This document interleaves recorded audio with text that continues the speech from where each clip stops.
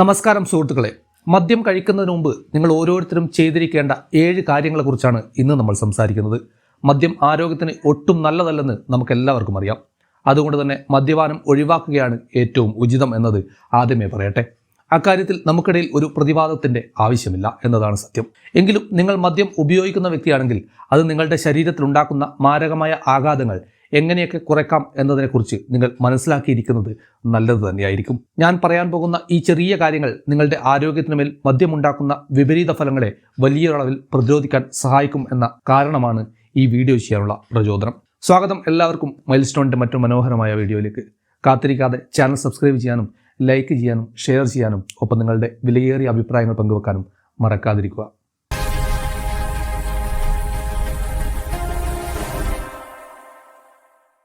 വിഷയത്തിലേക്ക് കടക്കുന്നതിന് മുമ്പ് മദ്യത്തെക്കുറിച്ച് കാലങ്ങളായി നിലനിൽക്കുന്ന ഒരു മിഥ്യാധാരണ നമുക്ക് പൊളിച്ചെഴുതേണ്ടതുണ്ട്. ഫ്രഞ്ച് പാരഡോക്സ് എന്ന വാക്ക് നിങ്ങൾ കേട്ടിട്ടുണ്ടാവും. ഫ്രാൻസിലുള്ളവർ വൈൻ കുടിക്കുന്നത് കൊണ്ടാണ് അവർക്ക് മികച്ച ഹൃദയാരോഗ്യം ഉള്ളതെന്നാണ് പലരും കരുതിയിരിക്കുന്നത്. എന്നാൽ സത്യം അതല്ല. ഫ്രഞ്ചുകാർ വൈൻ കുടിക്കുന്നതിനോടൊപ്പം മറ്റ് പല ആരോഗ്യകരമായ ശീലങ്ങളും പിന്തുടരുന്നുണ്ട്. പക്ഷേ മദ്യ കമ്പനികൾക്ക് അവരുടെ വൈൻ പ്രൊമോട്ട് ചെയ്യാൻ വേണ്ടി ആ ഒരു കാര്യം മാത്രം എടുത്തു കാട്ടുകയാണ് ചെയ്തത്. അതുപോലെ ദിവസവും ഒരു പെഗ് കഴിക്കുന്നത് ഡോക്ടറെ അകറ്റി നിർത്തും എന്നൊരു പറച്ചിലും ചുറ്റിലും കറങ്ങി നടക്കുന്നുണ്ട്. ഇത് സംബന്ധിച്ച പഠനങ്ങൾ നോക്കിയാൽ ഒരു നിശ്ചിത അളവ് വരെ ആരോഗ്യത്തിന് വലിയ കുഴപ്പമില്ലെന്ന് തോന്നിക്കുമെങ്കിലും ആ പരിധി കഴിഞ്ഞാൽ അത് ശരീരത്തെ തകർക്കാൻ തുടങ്ങും. അതുകൊണ്ട് തന്നെയാണ് ഞാൻ നിങ്ങളുടെ മുന്നിലേക്ക് ഈ 7 കാര്യങ്ങൾ അവതരിപ്പിക്കുന്നത്.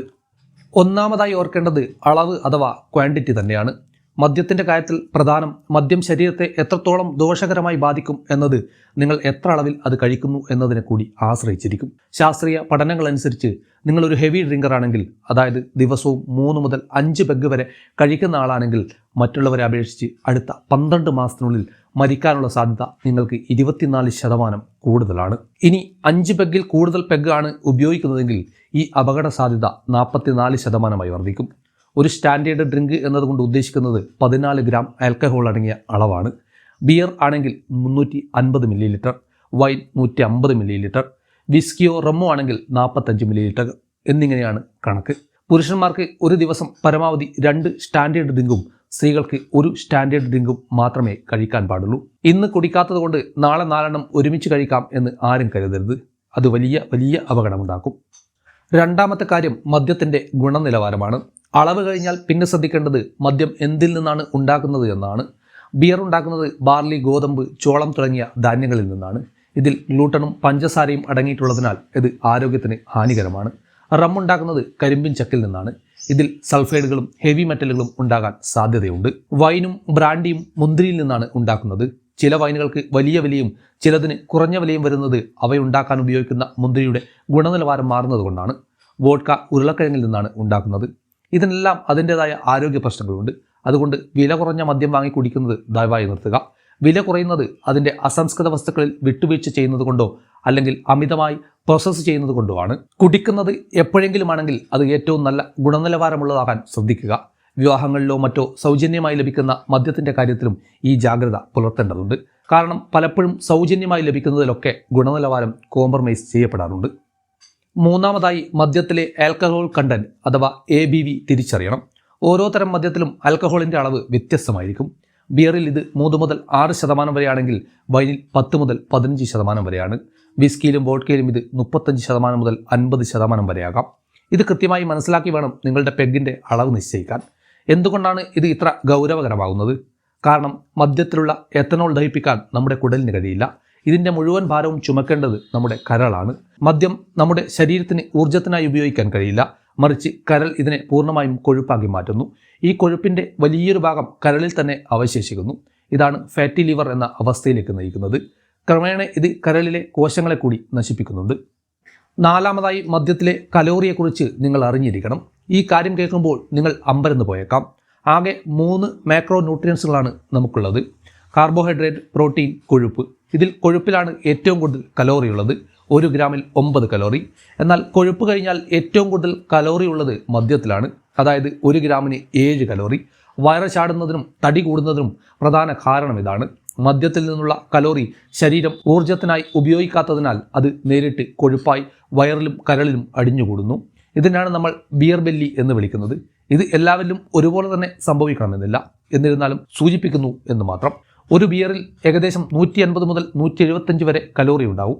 വൈനിൽ 130 കലോറിയും വിസ്കിയിൽ 100 കലോറിയുണ്ട്. 2 ഗ്ലാസ് വൈൻ കുടിക്കുമ്പോൾ തന്നെ നിങ്ങൾ അറിയാതെ 300 മുതൽ 400 വരെ കലോറി അകത്താക്കുന്നു. തടി കുറയ്ക്കണമെന്ന് ആഗ്രഹമുള്ളവർ ഈ കലോറി കണക്കുകളൊന്നും തന്നെ മറന്നു പോകരുത്. അഞ്ചാമത്തേതും ഏറ്റവും പ്രധാനപ്പെട്ടതുമായ കാര്യം കോക്ടെയിലുകളും മിക്സറുകളും ഒഴിവാക്കുക എന്നതാണ്. മദ്യം നേരിട്ട് കഴിക്കുന്നതിന് പകരം അതിൽ ജ്യൂസോ കോളയോ എനർജി ഡ്രിങ്കുകളോ ചേർക്കുമ്പോൾ വലിയൊരു പ്രശ്നം സംഭവിക്കുന്നു. പഞ്ചസാര ചേരുന്നത് കൊണ്ട് മദ്യത്തിൻ്റെ കയപ്പ് മാറുകയും അത് നല്ല രുചിയുള്ളതായി മാറുകയും ചെയ്യുന്നു. ഇത് നിങ്ങളെ നിയന്ത്രണമില്ലാതെ കൂടുതൽ കുടിക്കാൻ പ്രേരിപ്പിക്കും. കൂടാതെ പഞ്ചസാര ചേരുന്നത് വഴി കലോറി ഇരട്ടിയാവുകയും രക്തത്തിൽ ഗ്ലൂക്കോസ് നില പെട്ടെന്ന് ഉയരുകയും ചെയ്യുന്നു. ഇത് ഇൻസുലിൻ സ്പൈക്കിന് കാരണമാവുകയും കരളിന് ഇരട്ടി ജോലി നൽകുകയും ചെയ്യും. ലിക്വിഡ് ഷുഗറും ആൽക്കഹോളും ചേർന്ന മിശ്രിതം കരളിൻ്റെ അന്തകനാണ്. അതുകൊണ്ട് മദ്യം എൻജോയ് ചെയ്യണമെന്നുണ്ടെങ്കിൽ അത് നീറ്റായി കഴിക്കുകയോ അല്ലെങ്കിൽ അതിൽ ഐസോ വെള്ളമോ സോഡയോ മാത്രം ചേർത്ത് കഴിക്കുകയോ ചെയ്യുക. ആറാമതായി ശ്രദ്ധിക്കേണ്ടത് ഭക്ഷണവും ഹൈഡ്രേഷനുമാണ്. മദ്യം കഴിക്കാൻ ഇറങ്ങുന്നതിന് മുമ്പ് വീട്ടിൽ നിന്ന് നല്ല ഭക്ഷണം കഴിച്ചിരിക്കണം. പ്രോട്ടീനും നല്ല കൊഴുപ്പും നാരുകളും അടങ്ങിയ ഭക്ഷണം കഴിക്കുന്നത് വയറിൽ ഒരു കവചം തീർക്കും. ഇത് ആൽക്കഹോൾ രക്തത്തിലേക്ക് ആഗിരണം ചെയ്യുന്നത് വൈകിപ്പിക്കും. പുറത്തു നിന്നുള്ള വറുത്തതും പൊരിച്ചതുമായ ഭക്ഷണങ്ങളും ഉപ്പുള്ള പലഹാരങ്ങളും ഒഴിവാക്കുക. മദ്യം തന്നെ ശരീരത്തെ നിർജ്ജലീകരണത്തിലേക്ക് നയിക്കുന്ന ഒന്നാണ്. അതിൻ്റെ കൂടെ ഉപ്പ് കൂടി ചേരുമ്പോൾ പിറ്റേന്നത്തെ ഹാങ് ഓവറും തലവേദനയും അസഹനീയമാവും. മദ്യം കഴിക്കുമ്പോൾ 1-for-1 നിയമം പാലിക്കുക. അതായത് ഓരോ പെഗ്ഗിന് ശേഷവും 1 ഗ്ലാസ് വെള്ളം കുടിക്കുക. ഇത് ശരീരത്തിൻ്റെ ജലാംശം നിലനിർത്താൻ നിങ്ങളെ സഹായിക്കും. ഏഴാമത്തെയും അവസാനത്തെയും കാര്യം ഒരിക്കലും ഒറ്റയ്ക്കിരുന്ന് മദ്യപിക്കരുത് എന്നതാണ്. ലോകത്ത് 100-ലധികം വയസ്സുവരെ ജീവിക്കുന്നവർ ഉള്ള ബ്ലൂ സോൺ പ്രദേശങ്ങളിൽ നടത്തിയ പഠനങ്ങളിൽ ഒരു കാര്യം കണ്ടെത്തിയിട്ടുണ്ട്. അവിടെയുള്ളവർ മദ്യം കഴിക്കുന്നത് വളരെ കുറഞ്ഞ അളവിൽ ഒരു സാമൂഹിക കൂടിച്ചേരലിൻ്റെ ഭാഗമായി സുഹൃത്തുക്കളോടും കുടുംബത്തോടുമൊപ്പമാണ്. ഒറ്റയ്ക്കിരുന്നുള്ള മദ്യപാനം നിങ്ങളെ വേഗത്തിൽ ലഹരിക്ക് അടിമയാക്കുകയും ഹൃദയരോഗം, പക്ഷാഘാതം തുടങ്ങിയവയിലേക്കുള്ള സാധ്യത വർദ്ധിപ്പിക്കുകയും ചെയ്യും. മദ്യം കഴിച്ചു കഴിഞ്ഞാൽ ഉടനെ പോയി കിടന്നുറങ്ങരുത്. വീട്ടിലെത്തിയ ശേഷം 1-2 ഗ്ലാസ് വെള്ളമോ ഇളനീരോ കുടിക്കുന്നത് പിറ്റേന്ന് രാവിലെ ഉന്മേഷത്തോടെ എഴുന്നേൽക്കാൻ നിങ്ങളെ സഹായിക്കും. പ്രിയപ്പെട്ടവരെ, മദ്യത്തിൽ നിന്ന് അകന്നു നിൽക്കുന്നത് തന്നെയാണ് എപ്പോഴും ഉത്തമം. പക്ഷേ എല്ലാവരും അങ്ങനെ മാറി നിൽക്കാൻ തയ്യാറായവരല്ല. അതുകൊണ്ട് തന്നെ ആ മനുഷ്യരെ കൂടി നമുക്ക് കൺസിഡർ ചെയ്യേണ്ടതുണ്ട്. ആ ഒരു കാരണമാണ് ഈ വീഡിയോയുടെ പ്രധാന അടിസ്ഥാനം. എന്നാൽ മദ്യം ഉപയോഗിക്കുന്നവർ ഈ 7 കാര്യങ്ങൾ ശ്രദ്ധിച്ചാൽ ഒരു പരിധിവരെ അതിൻ്റെ ദോഷഫലങ്ങൾ കുറയ്ക്കാൻ സാധിക്കും. മദ്യപിച്ച് ഒരിക്കലും വാഹനം ഓടിക്കരുത്. അത് നിങ്ങളുടെയും വഴിയിലൂടെ പോകുന്ന മറ്റൊരാളുടെയും ജീവനെടുക്കാൻ കൂടി കാരണമായേക്കാം. വീണ്ടും ഒരിക്കൽ കൂടി പറയട്ടെ, ഒരു തുള്ളി മദ്യം പോലും ആരോഗ്യത്തിന് നല്ലതല്ല എന്നതിൽ നമുക്ക് തർക്കം വേണ്ട. ഈ വീഡിയോ നിങ്ങൾക്ക് ഉപകാരപ്പെട്ടെങ്കിൽ സുഹൃത്തുക്കൾക്കും പങ്കുവെക്കുക. നിങ്ങളുടെ അഭിപ്രായങ്ങൾ കമൻറ്റായി രേഖപ്പെടുത്തുക. ചിന്തകൾ മാറ്റുക, ആരോഗ്യം വീണ്ടെടുക്കുക. ഒപ്പം ചാനൽ സബ്സ്ക്രൈബ് ചെയ്യാൻ മറക്കാതിരിക്കുക. മറ്റൊരു മനോഹരമായ വീഡിയോയുമായി നമുക്ക് വീണ്ടും കാണാം.